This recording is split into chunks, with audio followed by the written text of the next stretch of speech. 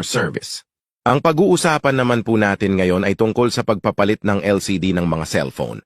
Ang palit LCD skill ay common skill ng halos lahat ng skilled technicians, kahit hindi skilled technician ay kayang magpalit ng LCD, dahil dito nagkalat ang gumagawa ng palit LCD.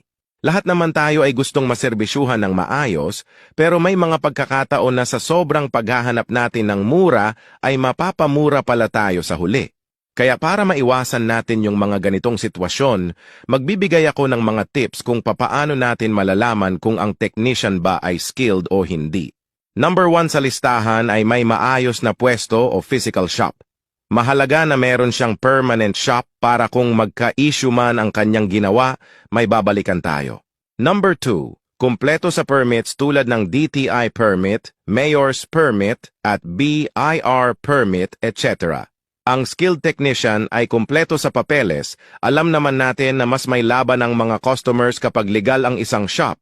Kaya mas mapapanatag tayo na madisgrasya man ang ating pinakamamahal na cellphone sa kamay ng technician, obligado ang technician na ayusin o palitan ang ating cellphone. Number 3, namumuhunan sa mga gamit. Walang magaling na technician ang hindi umaasa sa mga gamit. Kahit gaano pa kalawak ang talento o skill mo, kung wala kang gamit, lamang ka lang ng konti sa walang